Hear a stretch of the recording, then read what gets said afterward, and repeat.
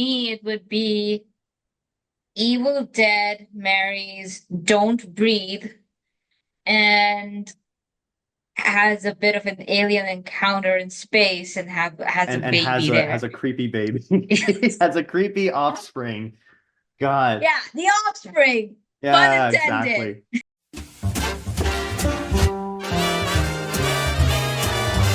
What's up, y'all? This is Pree's Perspective with me, Preeta. So today we'll be talking about Alien Romulus, which is directed by Fede Alvarez or Fede. Correct me in the comments below. But honestly, I had so much fun watching this film. There are so many details that I want to talk about, so I thought, why should I do this review alone? So I'm joined with a friend. Hi, Gray. Hey, Preeta. How's it going? Hey, going good. I'm literally like chilling around in my sweatpants. So yeah, life is great. Just like you're on a spaceship in the middle of nowhere. In the middle of nowhere. And I like your green chair in the background, kind of giving Oh, a yeah, exactly. It's typical very alien-esque. alien. It's a monster energy chair, so oh it yeah, fits it's a the monster vibe. energy compared to my like basic office desk with like a keyboard at top. So by the way, do you want to like introduce yourself, tell a little bit about yourself?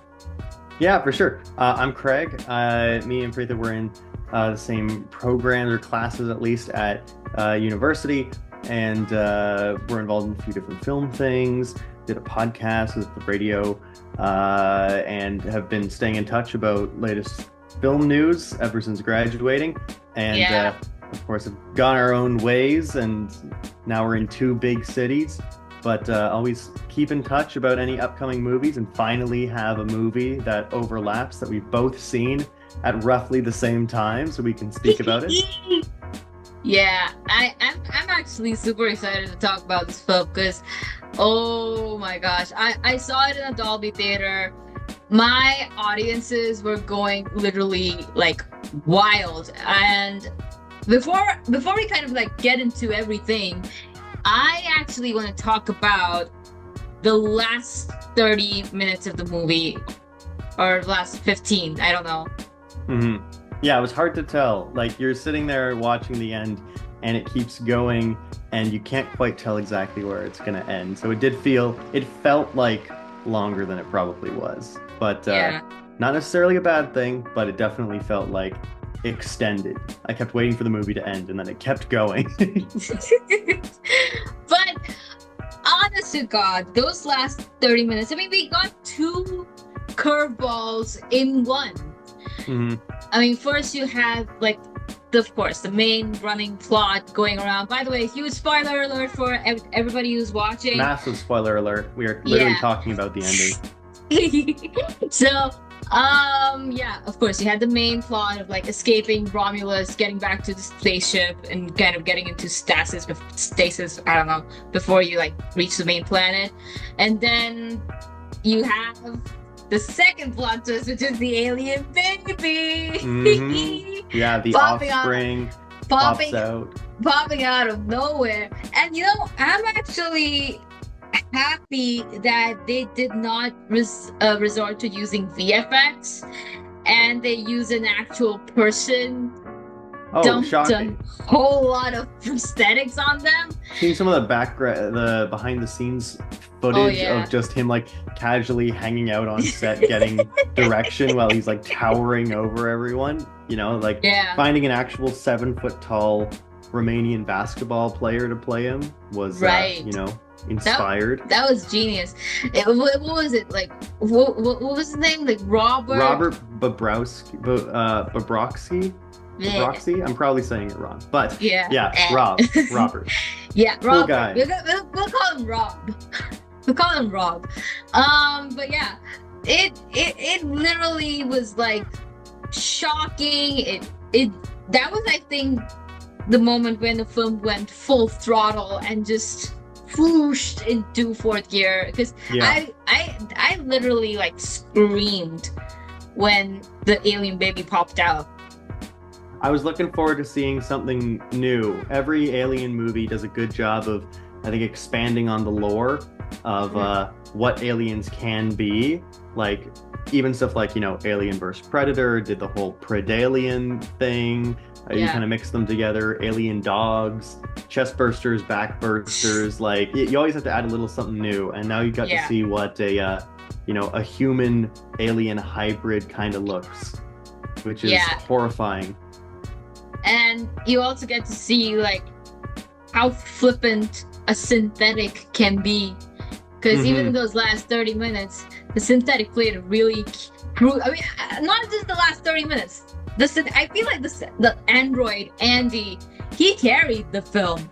Oh, seriously. Yeah, no. And for no other reason, you should see the movie just for Andy. From everything from like the physical acting. What an incredible way to like depict a android robot person. The way he like glitches out and stalls and freezes. Like he's very real and very human in a lot of ways, but certain times something happens and it's kind of freaky because you're reminded like, oh, he's just he's an android, and a lot of people don't see him as a human and they don't treat him very well because of that.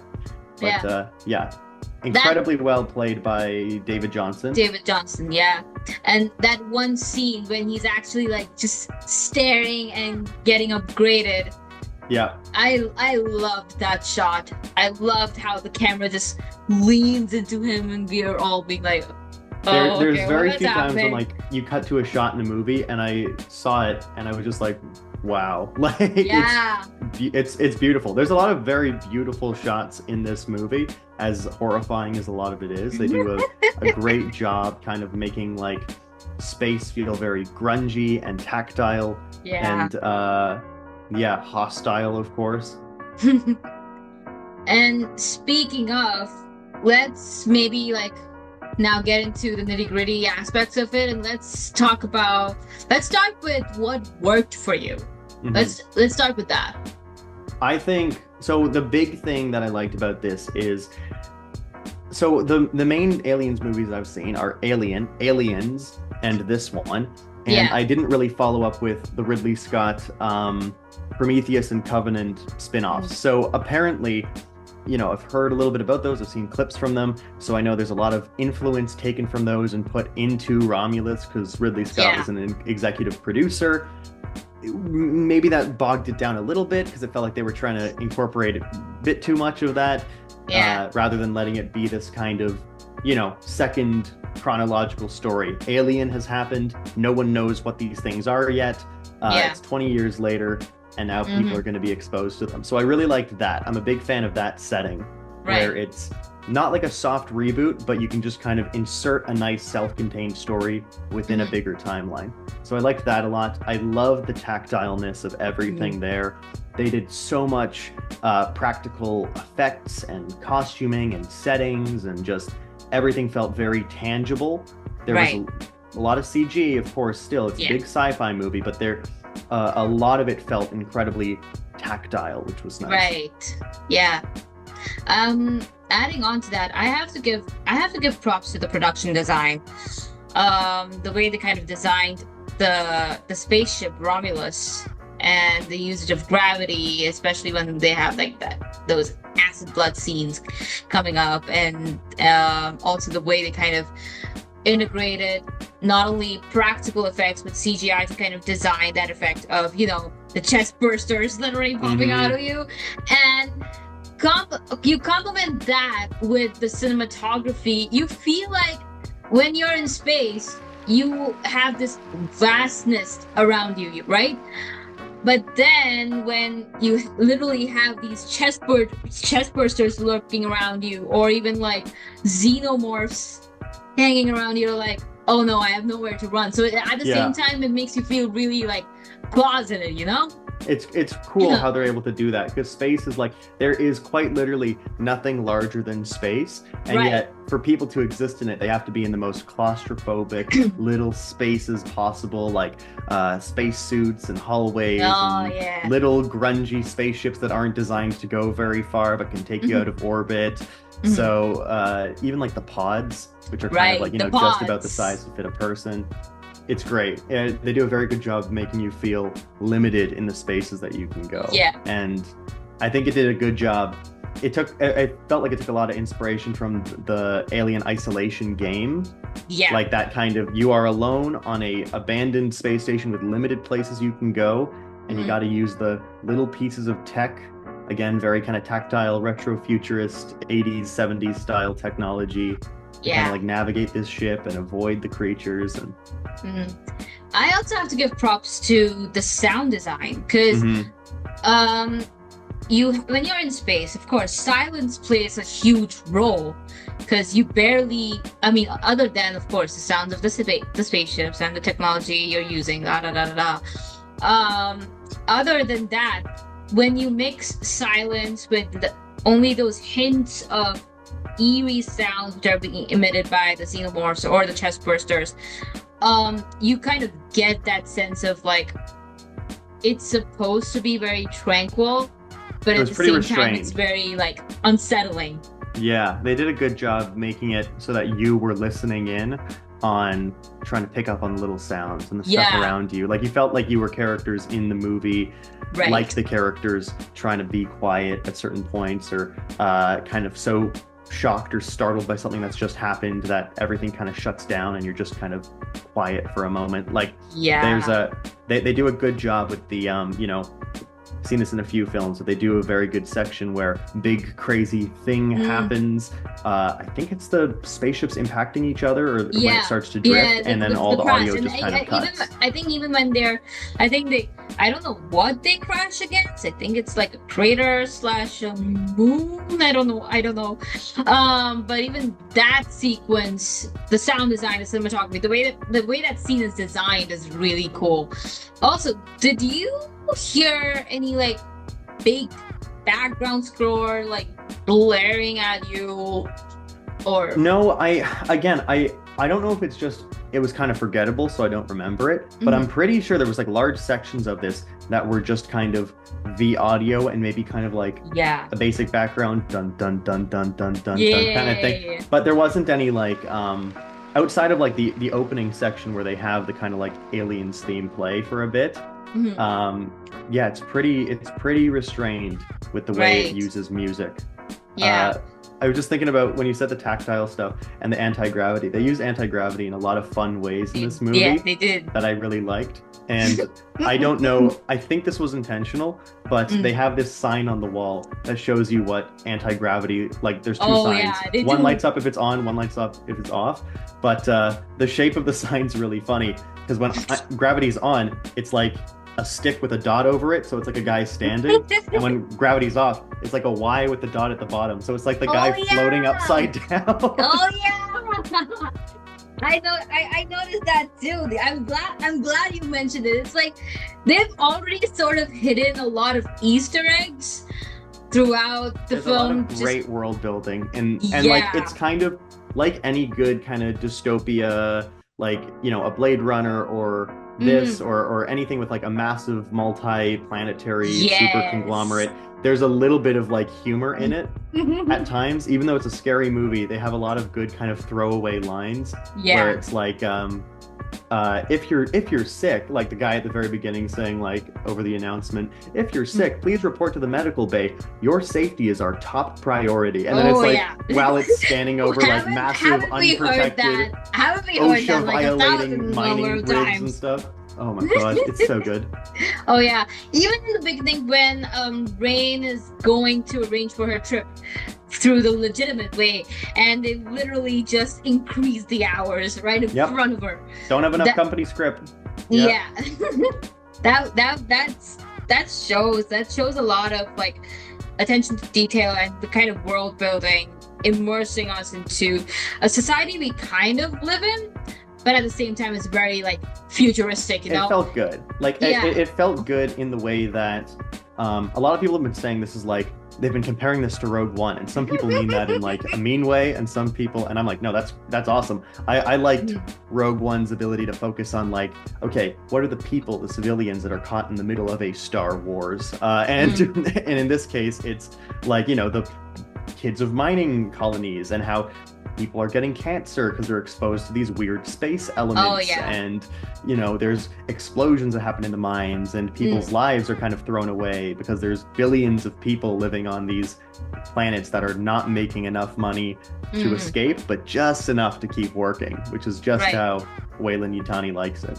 Yeah, and I also have to give compliments to setting up some of the action set pieces, because setting up that sequence, especially in the climax where they're literally like almost this close to, well, dying. I feel like some of the action sequences have been set up really well, especially in those anti-gravity setting, and that's another thing, that there's a bit of plot armor sprinkled there, or a whole lot of plot armor sprinkled there, but that's something we'll talk about later. Rain, who was played by Cailee Spaney. Cailee Spaney. They had a lot of, so everyone on this had very interesting accents. It was a very neat mix of accents, which was kind of cool because it was just a bunch of people from wherever that ended up together. But she was great. She's definitely got great final girl energy. They make her, strong and interesting and incredibly resilient, and almost resilient to a fault. But they definitely do a good job kind of trying to line her up with Ripley. And I don't know if I don't think she's as good a character as Ripley in some ways, but they do literally have her like remake some of the scenes that Ripley's iconic for, to try to kind of build those parallels. They do. But more than Cailee, I think I stayed with David Jonsson. I mean, we've mentioned this before. I'm going to mention him again. He plays Andy so well. It's like, even if the screenplay, I felt in some parts of his character was very like instantly flippant and very like easily manipulated. But again, he's playing a machine. Of course, a machine is going to be like easily manipulated, right? And he's literally like playing the image of a software.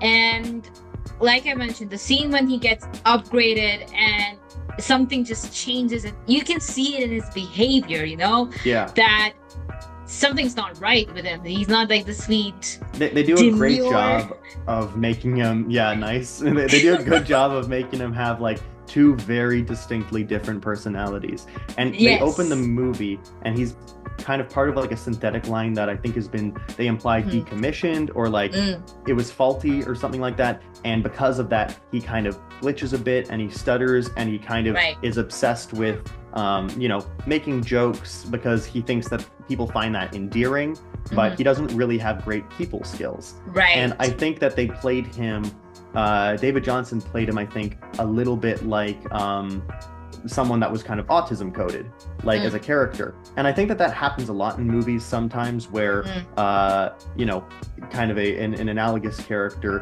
is an alien or a robot or so, and there's critiques there about whether or not that's kind of dehumanizing in some ways.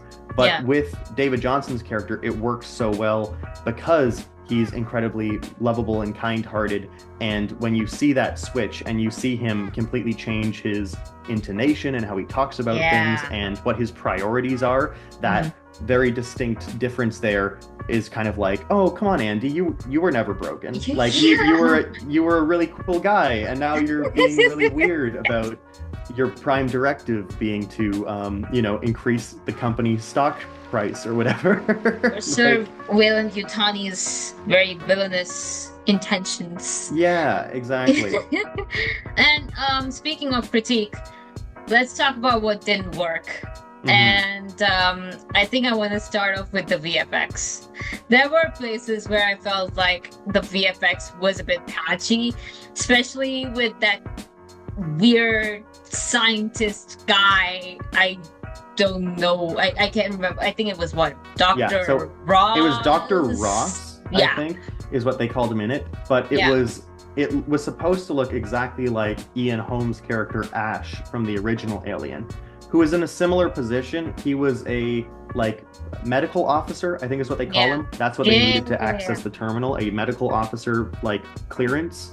And so they basically take his chip and they put it into Andy, and that upgrade kind of lets him it changes his prime directive. Yeah. His prime directive is supposed to be make Rain happy or do what's in the best Yeah, interest make of Rain Rain. happy. Yeah. Yeah, and But then it now becomes what's in the best interest of the company. Yeah. So I liked that a lot. I wanted them to stick more with the prime directive thing. Mhm. I think they could have explored it a bit more, but in terms of Ash, yeah, the problem is Ian Holm died in 2020. So they couldn't really do the whole resurrect him thing. They kind of did, but they were clearly doing some kind of deep fake face mask thing. It felt really artificial. Yeah, the lips weren't moving in the exact way, and it kind of made me wonder why they didn't just have a new actor do this, because it's implying that, like, you know, he's part of a series. They're all synthetics, so they would have a line of these guys. I get it. Right. But it's also kind of weird why they would put so much effort in bringing him back.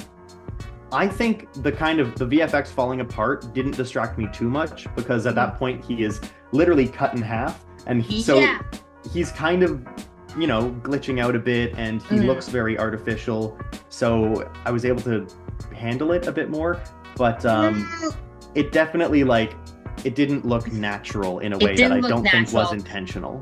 Yeah, it didn't look natural, and I guess that's why it was a bit jarring for me, because I mean, I have seen films which have incorporated a bit of a, I don't want to say supernatural, but extraterrestrial kind of component, and they have used like a lot of practical effects. I mean, even in this film, you literally have a practically generated. Oh, that's my alien biggest baby. recommendation for this. Everything, like, they did practical everywhere they could, which is why I think Ross stands out so much as Strange, because it's very clearly, like, digitally altered on his face in a way where you kind of wish they had just doubled down and maybe done like a prosthetic face mask that didn't look exactly like him, but enough that you were like, okay, this android is kind of messed up, but it's supposed to be that guy.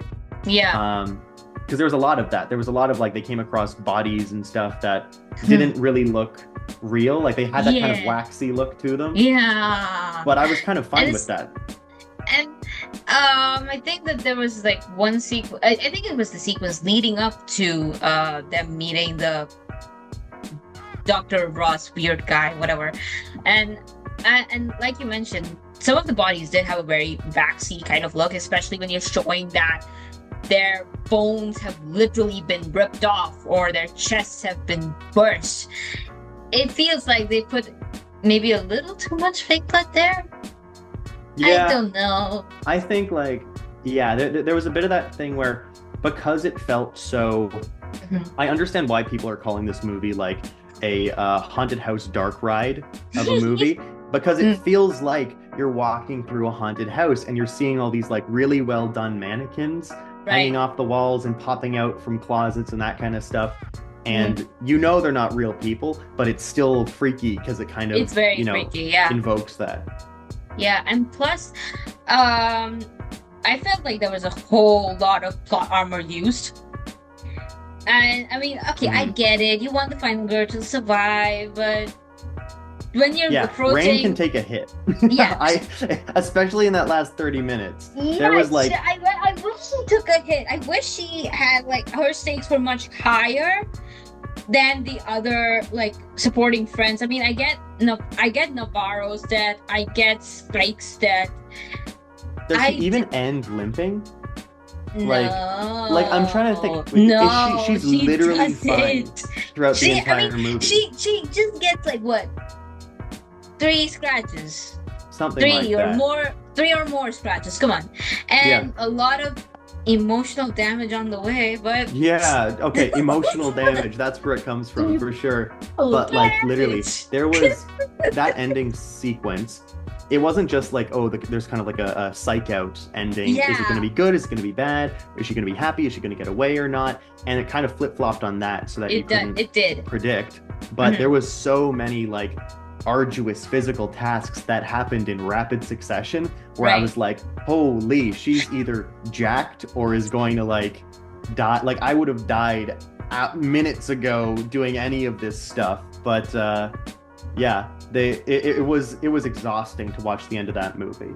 And that's usually a bad thing, I think, in the like a movie shouldn't be exhausting to watch in that it's kind of boring and a slog to get through. But I think it was exhausting in a good way because you feel yourself getting so tired with her. Yeah. And then it kind of just stretches that credulity at the end of like, okay, so how much more can she really take? Because this is becoming superhuman. Yeah. And even when like they were approaching the climax and towards like, you know, the generation of that alien baby, I feel like I don't know the character's name, but the girl was kind of warned about the alien blood, but at the same time, I think they because if you recall, there was literally like an explanation of what that alien genes could do. You got a sequence when they tested it on a rat, and they were like, "Oh, we are using this to kind of generate this very super being with like a high survival." The rat, and then they inject it with that, and it kind of brings it back. Like it reforms all the bones. It reforms, right? But if you leave it for a while, it then like mutates and evolves into, you know, a creature that's, you know, unstable. Yeah. And they do that with Kay. I was expecting okay, what I thought was going to happen, because they have, of course, the wonderful creature at the end, which they're calling the Offspring, right? Oh, yeah. The Offspring. But I was so ready to, I always knew there was going to be something new in each Alien movie. Like, what's the new weird thing about alien biology we learn? I was sure that Kay was going to suddenly become like a genetic creature, basically, right? And then you would have like the queen alien kind of giving birth to something because she was pregnant. But the fact that it only affected her baby, I was kind of, okay, that's weird. Yeah, because I felt like, I wish that sequence not only like upgrade, I wish they had also given like an upgrade to her too, giving her this like very superhuman sort of strength, and having after giving birth, she's just dead, right? Yeah, she's just dead. Yeah.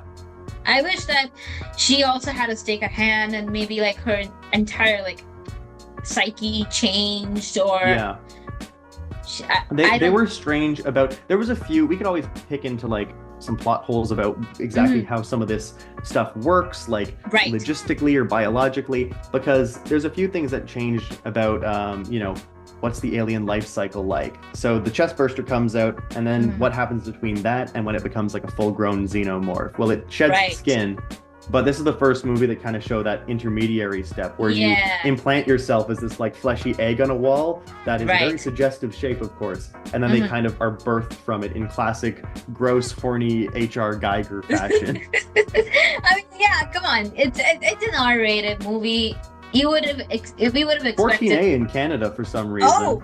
I wanted it to go even further, I think, in some ways. I mean, it literally had like a red band trailer, so From the creator of 2013 Evil Dead, I was really excited for this movie because I knew it was going to be a movie that would play it very straight.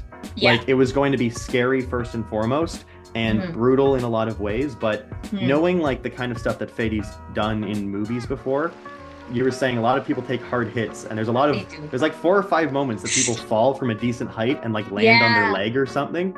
And a lot of Fede movies, if you landed on your leg wrong, he has a thing about really showing you the leg snapping or whatever. Yeah. But in this one, there was a lot of kind of people hitting the ground hard and going, ooh, ow, and then kind of getting up and being okay. Blood harbor. Yeah, basically. But you know, you have to, you know, suspension of disbelief on some of this stuff. I mean, but, you are going for a movie that was you're like going for a spectacle, so. Of course, not a very good time. So overall, what if you had to give like a one-liner letterboxd review? What would it be? Yeah, like I had a great time with this. I enjoyed this way more than I thought I was going to. This was like probably my favorite like horror movie experience in a while, where it was very like legitimately scary, but in a very entertaining way. Like I left the theater, heart still kind of pounding, in large part because that ending section is exhausting and you get invested too. Like I still had that adrenaline rushing at the end. But I think You know, people are saying it again. They're saying it in a derogatory way, but I would say the best haunted house Rogue One of Aliens non-derogatory that you could expect from a great director and executive producer Ridley Scott. That's true.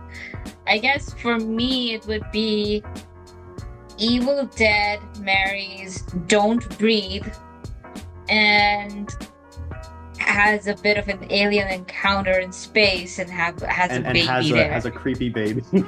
Has a creepy offspring. God. Yeah, the offspring. Yeah, pun intended. exactly. But out of let's say 5 stars, what would you give it? So, I think here's the thing. Do I think this is a perfect movie? No. If you're a big fan of the Alien series, I think I've heard a lot of people find the kind of reference humor, not really humor, but references it makes and the callbacks. Easter eggs. Yeah, like kind of Easter eggs. A lot of them apparently are coming off as a little tried or frustrating or eye-rolly because I think a lot of people always want to see something new and they don't want to just be fed something that sounds like a corporate board going, hey, what's going to make people watch the new Alien movie? If they hear that there's the get away from her, you bitch line in it or whatever, right? I think it was a great movie. I had a wonderful time watching it. That's the only really metric I think that matters with this kind of stuff. Yeah. And it was pretty close to being like a 9 out of 10 experience wise. So I'm going to give it like a 4 out of 5 stars. I highly recommend people watch this because it's a blast. It's a really, really fun time. Okay. Yeah, I'm going to give it a 4 as well.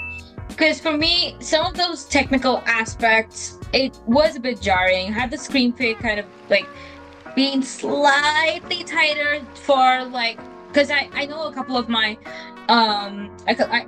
friends, they went into the movie with no knowledge of the Alien series at all, but they still had a good time. They just had a little bit of a hard time, getting into the environment. So for them, if the screenplay was just tight enough, but left a little loose ends for them to understand the previous Easter eggs or the references.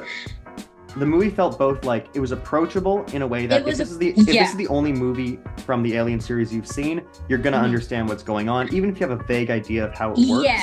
And I think the hardest stuff for people to latch onto was the more kind of like black ooze engineer stuff that was being brought from but the stuff being brought from like Prometheus and Covenant, which was itself kind of a separate thing already, is where people are kind of getting a bit lost on it. It feels like if you haven't seen all of those movies, you're missing out on some stuff. And with most Alien movies, I was saying they kind of do the Spider-Man thing where you have to spend a solid 20 minutes with Spider-Man getting bit by the spider and figuring out his powers. Likewise, you have to have the 20 minutes of the people finding the alien egg and the face huggers and learning that if one plants a seed in you, that a chest burster comes out and turns into a xenomorph. You just have to have that time to learn that. Right. Yeah. But other than that, I had a blast and that was it. This was our detailed take on Alien Romulus. Craig, thank you so much for joining in. I knew I had to literally talk about this with you on a huge scale. I had to go into every detail possible. And for people watching, don't forget to like, share, subscribe, do the whole watch the movie for yourself, form your own opinions. Run to the theaters. You highly doesn't look like it's going anywhere anytime soon. Oh yeah, it's not going to go anywhere anytime soon. Yeah, that was pretty much it from our side. This is Bree's Perspective signing off. Bye. See you guys.